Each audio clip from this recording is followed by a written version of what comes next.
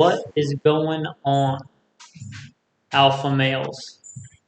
If you don't know, I like to put out recasts on Fridays because they're by far the least viewed, at least for now, on whatever the algorithm is, whatever the reason is. So this is a recast of hopefully an episode you will enjoy on protecting life. With that, if you want to support the podcast, go to goodshepherdtraining.com. Thanks. Have a blessed day.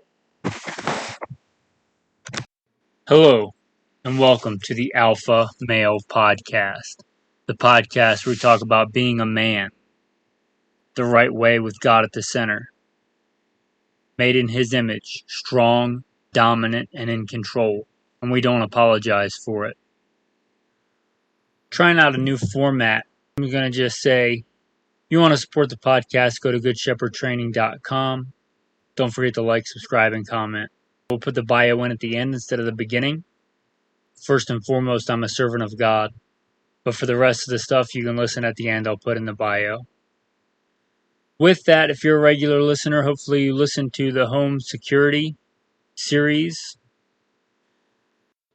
There's a lot of different things I could call this. Personal protection outside the home. Personal security. Those are likely the most common, but I'm not going to use those because I believe, especially if you're a strong, dominant alpha male, which I hope you are if you're listening to this, or you want to be a strong, dominant alpha male, hopefully see it as your responsibility to protect those weaker around you. Weaker perhaps by age or by sex or for any number of reasons. It's not just your responsibility as an alpha male to protect yourself. It's your responsibility to protect those around you. And you shall love your neighbor as yourself. And what's more loving than preserving life? That denotes that you should love yourself, protect yourself, and protect those around you. What Jesus says is the second most important commandment, to love your neighbor as yourself. You might think I'm going to start out with guns and concealed carry and carry a sword, and I do think that's important, but I don't think that's where we start. I think as Americans, we go too quickly to buy stuff or kit to solve our problems. We often look for a hardware solution to a software problem. I think we should start with a shift in how we see the world and how we live our lives. Of course, with God at the center. But how many times does Jesus say in the Gospels to watch and be ready? So let us, like good soldiers and good servants, watch and be ready. On that note, the first thing we're going to talk about is situational awareness. The reason we're starting here, a clear illustration, situational awareness.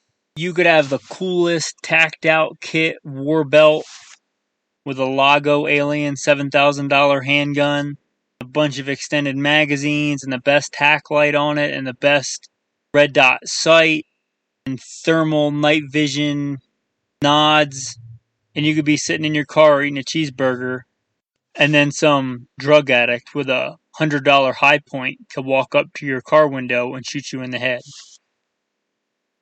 because you didn't have situational awareness. If you were ever in the military, you'll probably get a flashback when I say this, but head on a swivel when you were out patrolling urban environments, even deep in the woods, head on a swivel, looking around alert. If you've ever hunted, if you ever spot and stalked, you'll know that you stalk up on an animal when it's not looking, when it's not paying attention. If you've ever tried to stalk up on a deer or something like it, something that gets hunted as part of its day-to-day life, you'll know how frustrating it can be. More often than not, a stalk fails. That deer will see you a lot of times before you even see it, and a lot of times getting up to it, it will run away. Why? Because it has good situational awareness. Now, I'm not telling you to live life paranoid.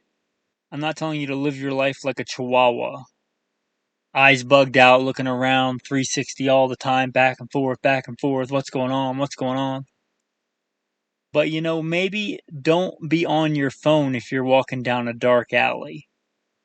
The smartphone is probably one of the number one killers for situational awareness in our modern day. I obviously like listening to podcasts. I guess not obviously, I could do them without listening to them, but I like listening to podcasts or putting some instructional YouTube video on in the background while I do stuff.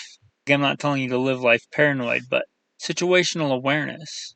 Maybe turn down the radio or turn off the phone or stay off the phone going to a gas station. Maybe instead of just pulling up, you drive around the gas station first, look around, especially if it's in a neighborhood or somewhere you're not familiar with, in a city you're not familiar with. Maybe drive around, look for the most well-lit pump, the least likely avenue of approach, meaning that if somebody walks up to your car, it's more easy for you to see them from a farther distance away, giving you time to react. None of that's being paranoid, it's just situational awareness. Situational awareness often goes hand in hand with pattern recognition. Now, I don't usually mention in the bio, I do mention that I was LAPD, but I was also a drug recognition expert for the state of California. Different drugs do different things. Knowing the cues for that can tell me what drug somebody is on. And once you got certified in that, you could actually detain people for just the symptoms that you saw of them being on drugs. But pattern recognition, if it's 95 degrees out and everybody else is in t-shirts and there's a dude in a super long trench coat or a big hoodie, maybe drugs, he's just so drugged out he doesn't even register what temperature it is, or perhaps he's hiding something he doesn't want people to see. Either way, situational awareness, knowing that's in your area of operation. And this is going to be politically incorrect, but I don't care, it's true. You're in a public place with a lot of people and you start hearing a Muslim prayer being chanted by somebody. I spent a big chunk of my life overseas fighting radical Islamic terrorists. I know that recently the pandemic has all been on our minds, but let's not forget there's an entire subset of people in the world that want us dead and want our American way of life dead. They have some modus operandi, some methods of operation they often do, and one of those is chanting certain prayers, or they commit suicide and mass murder. Knowing that, listening for that, and when you hear that, at least thinking, whoa, that is a precursor for something bad that may happen. Maybe it's not. Maybe it's just a dude saying a prayer, but it should heighten your situational awareness. One of the most common ones, and this can often be drugs, but it can also be a cue. Somebody that's overly nervous, like you go into a convenience store and everybody seems chill and somebody's super, super nervous. Maybe they're about to do something bad and they're nervous. Not everybody, a lot of criminals are calm, but many are nervous. They know what they're doing is wrong. They know it could end badly and they're nervous. So before they do something, scanning a crowd and you see somebody that looks super nervous. Maybe it's nothing. Maybe his girlfriend just broke up with him and he's having a really bad day. Maybe he's really anxious for a nefarious reason. Situational awareness. And pattern recognition. Pattern recognition doesn't just have to be in an urban environment. If you've ever been in the woods hunting, you'll know this. Like, you're in the woods and all the birds are chirping and squirrels are running around and stuff's making noise and all of a sudden, it just gets quiet. You're pretty sure you didn't move. You're pretty sure you didn't set everything quiet, because that happens too. You don't think it was you. It's a good hint that some other predator may be in the area. A bear, a mountain lion, coyotes. Again, pattern recognition. Situational awareness. The next key thing we're going to talk about is avoidance. Now, there's a quote that I've heard, and I don't know who first came up with it, but don't go to stupid places with stupid people and do stupid things. Avoidance, avoiding bad situations. Kind of sounds like Proverbs 14:16. The wise are cautious and avoid danger. Fools plunge ahead with reckless confidence. The wise are cautious and avoid danger. Likewise, you can go too far with this too. Don't live your life in a bubble. People often take this as a reason to, let's say, not carry a gun. They're like, oh, I'm not going to go anywhere where I'm going to need a gun. Well, then you better never go home, because home invasions are a real thing. People get killed in their home all the time. Or if you're not going to go anywhere where you don't need a gun, you better not go to church. You better not go to a gas station, because bad things happen in those places all the time.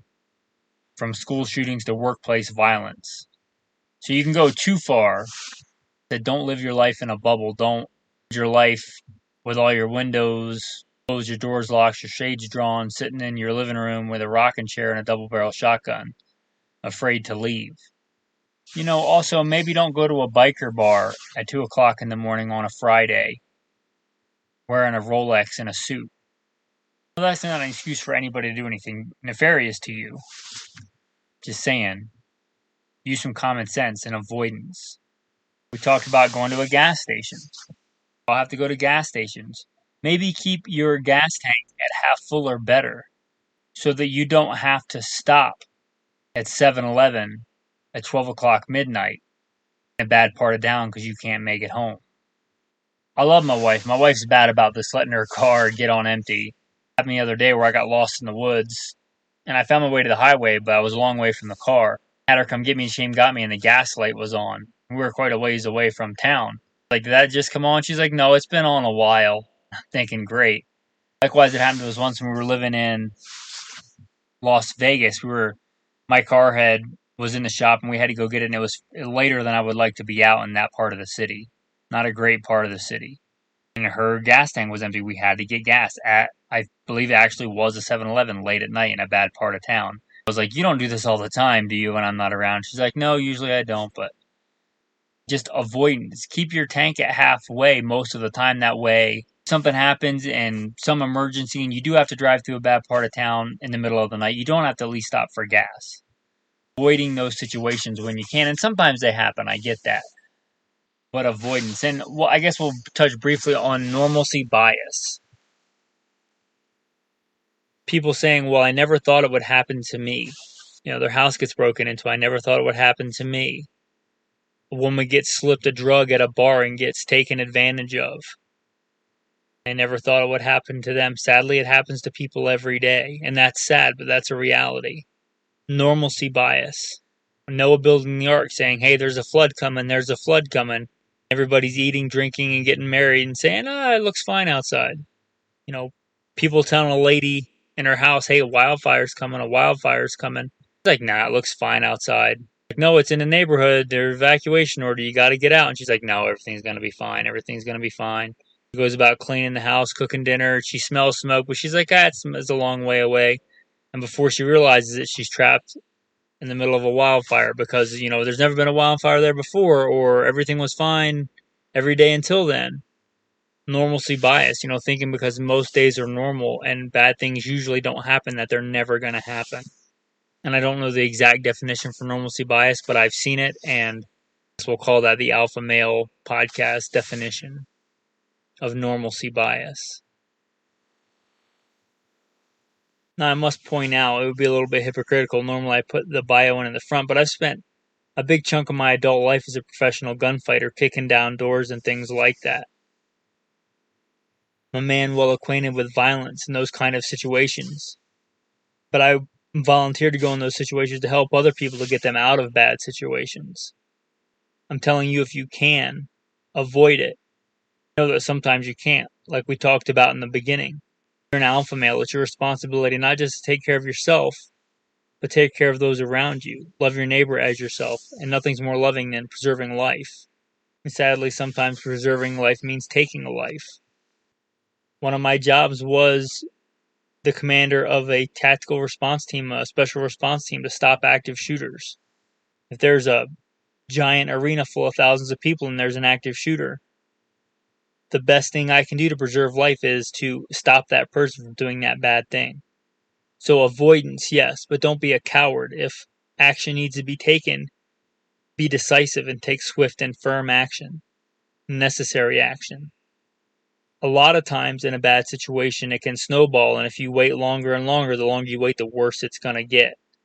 Hopefully you can avoid it. Certain situations you can't, and certain situations, once you're in them, you have to take action, and the longer you wait, the worse it's going to be. Another thing we're going to touch on mindset, on the protection of life, is contingency plans. Militaries have contingency plans. SWAT teams have contingency plans. Big major companies have contingency plans. Do you have contingency plans? When my wife and I lived in Las Vegas, we had a plan that if anything ever went bad in the city, we had a certain place that we would meet. we could both literally sprint to. We work in the same place. We worked within a mile and a half of each other. We literally sprinted there if we needed to. We knew where we were going to meet, and it was a place out of the way. Likewise, we both carried a can of spray paint in the car. I carried like a obnoxious chartreuse lime green color, and she carried like a lavender purple color in her car. If one of us went to that spot or another spot we had picked out, we would mark it and leave directions. We would know that that was that person and they had already been there. We wouldn't wait around for them and maybe meet at home. We had even farther places if we had to get out of the city, and having those spray paint cans to mark very visible side of the highway or on the side of a pre-planned route because we had contingency plans to know the other person had already been there. That's just one small example, but contingency plans, whatever that is for you. I already did a home security one, but a real easy one is if you think somebody's breaking into the house, the entire family rallies here in this place. It's like a fire drill. A fire drill is a contingency plan. You went through plenty of those in school. You have contingency plans. It goes hand in hand with, being prepared. A very simple one that we probably all learn. Contingency plan. If I catch on fire, stop, drop, and roll. Contingency plan. I try to memorize my wife's phone number just in case something happens. I don't have my cell phone. It goes down. How many of us today have numbers that if you're as old as I am, there was a time when you memorized all the numbers that you needed. But with smartphones, most of us don't do that now. But a contingency plan, memorizing those numbers that are important. So if you don't have your phone gets broken, you drop it in the toilet, whatever, contingency, still call people that are important. Speaking of that, contingency plans, probably check the batteries in it, but my wife and I each have walkie-talkies in our cars. Second line of communication. We're not more than a couple of miles away from each other. A lot of times contingency plans means getting out and getting out of a city. Something bad happens. And I would ask yourself, do you need to be in a city? Sometimes the answer is yes. Sometimes that's where God wants you. Sometimes the answer is no. Come out of her, my people, so that you will not share in her sins, so that you will not receive any of her plagues. Revelation 18. A lot of times people can get out of the city and they want to get out of the city, and they don't. And the biggest obstacle to that is themselves. I have several times left big cities, even taking jobs that paid far less. I've been far happier. That just depends on where you're at in your walk. I worked LAPD. I worked commander of a special response team in Las Vegas. But when I thought that calling on my life was done, I got out of there. So to recap, situational awareness, keeping your head on a swivel, just being alert, pattern recognition. Is something just wrong? Is something just not fit in? Trusting your instincts on that. Is something just seem not right? That could be 100 different things. And then avoidance.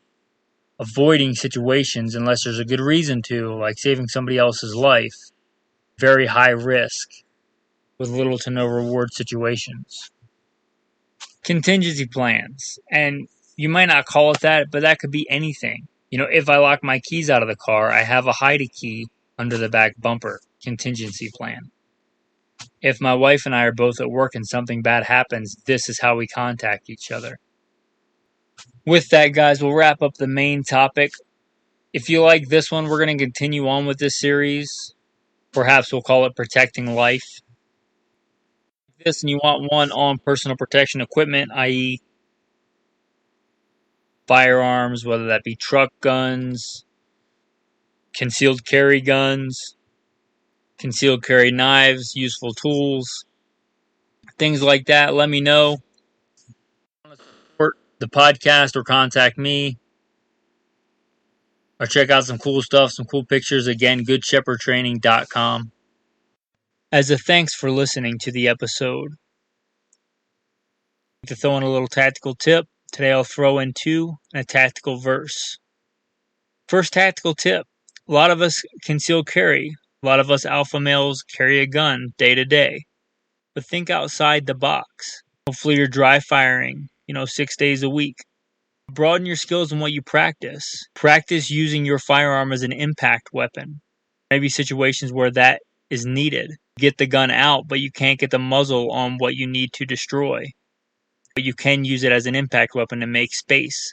Perhaps you've been taken to the ground and you're on your side with your handgun and you can't get it out, but you can get to your spare magazine. That's a good impact tool. That's a very good impact tool. Now, I like to carry a knife on my opposite side for that very reason, but also that spare magazine. That can be a pretty good tool to make space. So practice that too. Practice, driving that weapon and using it as an impact tool, again, to make space, to make time. Tactical verse. Alluded to it earlier, you'll find it in the Gospel of Matthew and the Gospel of Luke. Heaven and earth will pass away, but my words will by no means pass away. But of that day and hour no one knows, not even the angels of heaven, but my Father only. But as the days of Noah were, so also will the coming of the Son of Man be. For as in the days before the flood, they were eating and drinking, marrying and giving in marriage, until the day that Noah entered the ark, and did not know until the flood came and took them all away. So also will the coming of the Son of Man be. We're called to watch and be ready. We don't know the day or the hour. The only remedy to that is to always watch and be ready. The second tactical tip, lockpicks. Lockpicks are not expensive, and they're not hard to use.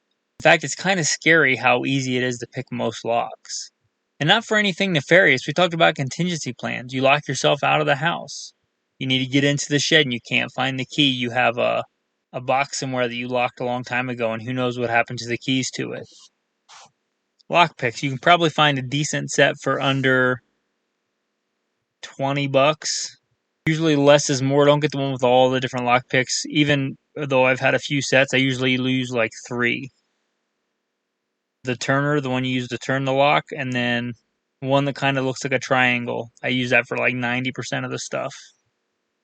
A double-sided one is sometimes useful for some locks. It's a skill that is not hard and it's not expensive, and I'm sure you can think of a time in your life where you've locked yourself out of something and needed to get into it for no nefarious reason. Again, lockpicks, give it a shot. With that, guys, I'm going to say thanks for listening. Get out there, be strong, prove yourself a man. With that, I'll plug in the bio. If you want to hear it, it's your first time listening, you haven't heard it before. First and foremost,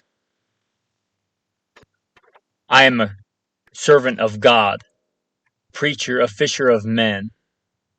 God is number one in my life, and everything that I do in this podcast is no different, and I don't apologize for that. A little bit about me in the background. I grew up, I guess what you would consider a heathen. Didn't grow up a Christian, but I grew up in the southeastern United States, what most would consider very poor. Hunting and fishing and shooting. Joined the Marine Corps at 17, did a couple of combat tours in Iraq. After my combat tours in Iraq, I was an urban warfare instructor for the United States Marine Corps under Mojave Viper. I also served in law enforcement for several years in LAPD. I worked patrol assignments and more specialized assignments, where by God's grace, He got me through some nasty places in this world, war zones, and some of the nastiest streets in the country. Not because I am better, because God chose to have mercy on me and had a purpose for me, and I'm thankful for that. After my time in law enforcement, I was a private contractor for federal government, for a 3-letter government agency I won't specify, doing private contracting work. I'm very much involved in guns and gunfighting. I also served in the U.S. Army, both full-time and part-time National Guard. I should say my primary MOS is in both branches of the military or infantry, as of one sort or another. Specialized infantry in the Marine Corps and an MOS that no longer exists. I started competition shooting even before I joined the Marine Corps at 17. I won my first gold medal even before I joined the Marine Corps at 17. I've been blessed by God with the talents He's given me to win more shooting competitions than I can remember. I've won most of my competitions in rifle and pistol, but I've also competed in archery and shotgun and even muzzleloader, knife throwing, hatchet throwing. I've competed in all that. I've also been a professional big game hunter and guide. Like I said, I grew up hunting and fishing and shooting. I've done it to put meat on the table because I like to put food on the table with the talents God's given me. I don't apologize for that. I've done it as a professional hunter and guide. I've slain all manner of beast and guided for all manner of beast. Bear and wolf and elk and deer, mule deer, whitetail deer. I've slain ram and fallow deer and countless animals. And I don't apologize for that either. FBI certified, firearms instructor, NRA, and a bunch of other 3-letter government agency certifications. Blessed be the Lord my rock, who trains my hands for war and my fingers for battle. Psalm 144. I've been blessed to be the commander of a tactical team, an SRT, special response team, in a large metropolitan area, where our primary job was to stop active shooters. But again, first and foremost, I'm a servant of God, called by God to share the good news, preacher, a fisher of men. With that, we will roll into the day's topic.